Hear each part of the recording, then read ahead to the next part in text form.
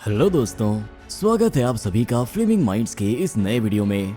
धरती पर जीवन के विकसित होने का सबसे बड़ा कारण है ऊर्जा यानी कि एनर्जी, जो कि सूरज से आती है। सूर्य और धरती के बीच की दूरी निश्चित है, पर उसके बावजूद गर्मी के दिनों में हर कोई तरबतर हो जाता है क्योंकि सूरज की गर्मी असहनीय होती है। पर उसी ऊर्जा, उसी गर्मी के लिए हम सर्दियों में तरस जाते हैं। कई दिनों तक सूर्य की रोशनी ना मिलने पर न जाने कितने कीटाणु जन्म लेते हैं और साथ ही बहुत सी बीमारियां भी बढ़ जाती हैं। पर अगर मैं आपसे कहूं कि अब आपको इस बात की चिंता करने की कोई जरूरत नहीं है, तो क्या आप विश्वास करेंगे? अगर मैं आपसे कहूं कि आने वाले समय में सूर्य की ऊर्जा से संबंधित किसी भी काम के लिए हमें खुद सूर्य की आवश्यकता नहीं है, तो क्या आप यकीन करेंगे? ठहरिए, मैं ये बातें हवा में नहीं कर रहा हूँ। आने वाले समय में हम इस्तेमाल करेंगे आर्टिफिशियल सन का। अब ये आर्टिफिशियल सन आखिर है क्या? क्या ये कोई खिलौना है? क्या ये भी आकाश में उज्ज्वलित होगा? क्या ये हमारे सूर्य जितनी और गर्मी प्रोड्यूस कर पाएगा? आखिर किस देश ने इस अद्भुत खोज को अंजाम दिया है? उफ, इतने सारे सवाल, लेकिन इन सारे सवालों का जवाब हम आगे इस वीडियो में जानेंगे। तो सारी इन्फॉर्मेशन के लिए वीडियो को अंत तक जरूर देखें। पर उससे पहले अगर आपने अभी तक हमारे चैनल को सब्सक्राइब नहीं किया है तो प्लीज कर लें और बेल आइकन को प्रेस करना ना भूलें, ताकि आप आगे भी ऐसी इन्फॉर्मेटिव वीडियोस आसानी से देखते रहें। आर्टिफिशियल सन के बारे में जानने से पहले हमें अपने सूर्य के बारे में कुछ बातें पता होनी चाहिए। आखिर किस वजह से आर्टिफिशियल सन की खोज की गई? इस सवाल के जवाब के लिए हमें अपने सूर्य को जरा पढ़ना होगा।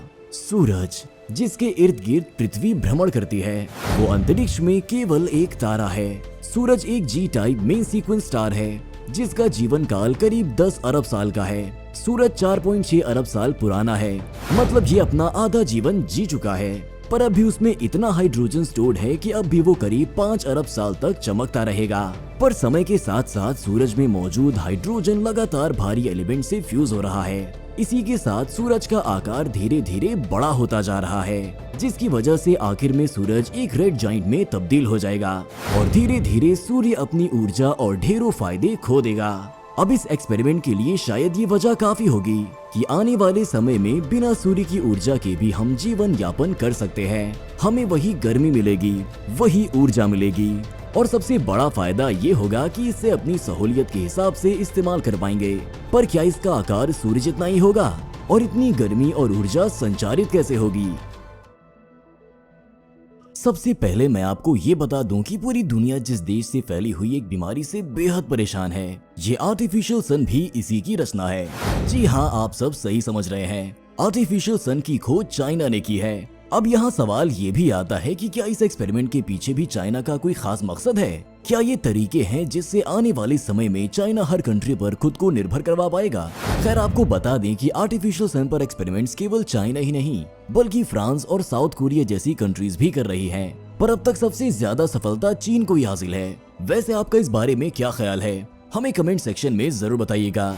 अब बात करते हैं आर्टिफिशियल सन की। तो आर्टिफिशियल सन को ईस्ट यानी कि एक्सपेरिमेंटल एडवांस सुपर कंडक्टिंग टोकामिक का नाम दिया गया है, जिसे हम ईस्ट फ्यूजन रिएक्टर भी कह सकते हैं। ईस्ट एक एडवांस्ड न्यूक्लियर फ्यूजन है जो कि institute of plasma physics of Chinese academy of science में स्थित है। Institute of plasma physics of Chinese academy of sciences को टोकामक के पीसफुल यूटिलाइजेशन के लिए यूज किया गया था। मैंने यहाँ पीस शब्द का इस्तेमाल इसीलिए किया है क्योंकि चाइना की कोशिश भी है और दावा भी है कि ये आर्टिफिशियल सन यानी कि ईस्ट को टोटली इको फ्रेंडली बनाएगा, जिससे कोई ग्लोबल वार्मिंग ना हो। ये अपने आप में ही एक बहुत बड़ी बात और दावा है। चाइना का कहना है कि आर्टिफिशियल सन की एनर्जी ग्रीन और क्लीन एनर्जी होगी, जो नेचुरल चीजों को डैमेज नहीं करेगी। पर क्या ये मुमकिन है? आइए जानते हैं। यहाँ कॉन्सेप्ट आता है न्यूक्लियर फ्यूजन का। जैसा कि हमने पहले ही जाना कि ईस्ट एक फ्यूजन रिएक्टर है, तो इसमें ऊर्जा, जिसे हम एनर्जी कहते हैं, उसका संचार फ्यूजन के थ्रू होगा। फ्यूजन के फायदे जानने से पहले आपको बता दें कि फ्यूजन में दो चीजें या जिन्हें हम मैटर कहते हैं वो मिलते हैं, बट फ्यूजन में ये दो चीज अलग होती हैं। अब फ्यूजन भी एक एक्सोथर्मिक रिएक्शन है क्योंकि यहाँ ऊर्जा का संचार होगा।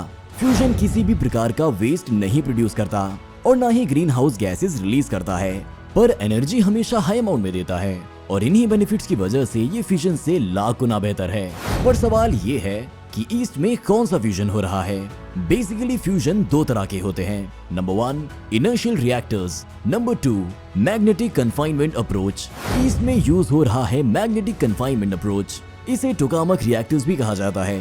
ये मोस्ट वायबल और मोस्ट प्रीफर्ड ऑप्शन है। अब आप खुद ही अंदाजा लगा सकते हैं कि ईस्ट को लेकर चाइना के दावे कितने ठोस हैं। पर क्या ईस्ट जैसा आर्टिफिशियल हमारे सन की खूबियों को मैच कर सकता है? और जो हमारा सबसे बड़ा प्रश्न है कि क्या ये हमारे सूर्य जितनी गर्मी प्रोड्यूस कर पाएगा, तो इसका जवाब सुनकर आपके होश उड़ जाएंगे। ईस्ट यानी आर्टिफिशियल सन न सिर्फ हमारी प्राकृतिक सूर्य जितनी गर्मी प्रोड्यूस करेगा, बल्कि उससे 8 गुना ज्यादा गर्मी प्रोड्यूस करेगा। जी हाँ, आपने बिल्कुल सही सुना। न सिर्फ 2 गुना या 5 गुना, बल्कि सीधा 8 गुना ज्यादा गर्मी, जो लगभग 120 मिलियन डिग्री सेल्सियस के बराबर होगा। है तो ये काफी शॉकिंग, पर अब ये पॉसिबल है। ईस्ट दुनिया का सबसे पहला non circle cross sectional full super conducting tokamak है। तो क्या आपको पता है कि टोकामक क्या होता है? दरअसल टोकामक एक मैग्नेटिक कन्फाइनमेंट रिएक्टर है जिसे यूएसएसआर ने क्रिएट किया है, और इसकी main functioning thermo nuclear fusion power को कंट्रोल करने की है। आर्टिफिशियल सन का सपना केवल चाइना ने नहीं देखा था। साल 2000 में इस एक्सपेरिमेंट के बारे में कई देशों ने मिलकर सोचा था, और उसमें भारत भी शामिल था। पर कुछ कारणवश इस प्रोजेक्ट को ड्रॉप कर दिया गया।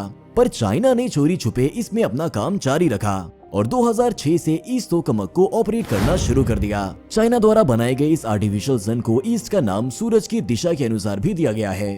साल 2018 में ईस्ट ने 100 मिलियन डिग्री सेल्सियस टच कर लिया था, और अभी कुछ 7-8 महीने पहले ही ईस्ट फ्यूजन रिएक्टर ने रिकॉर्ड ब्रेक करते हुए plasma temperature of 120 million degree Celsius को टच कर लिया।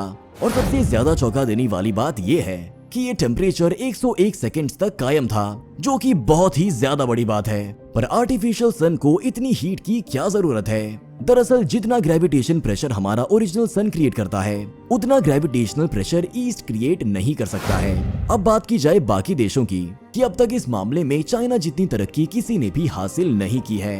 क्या ये सन लॉन्च हो गया है?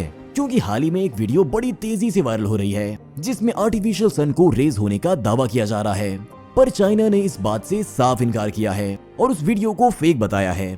अब तक ईस्ट के लॉन्च की कोई बात नहीं हुई है, क्योंकि अब भी ईस्ट में बहुत से काम बाकी हैं। जब तक ईस्ट हमेशा के लिए अपने टेम्परेचर को फिक्स नहीं कर पाएगा, तब तक इसका लॉन्च होना काफी मुश्किल होगा।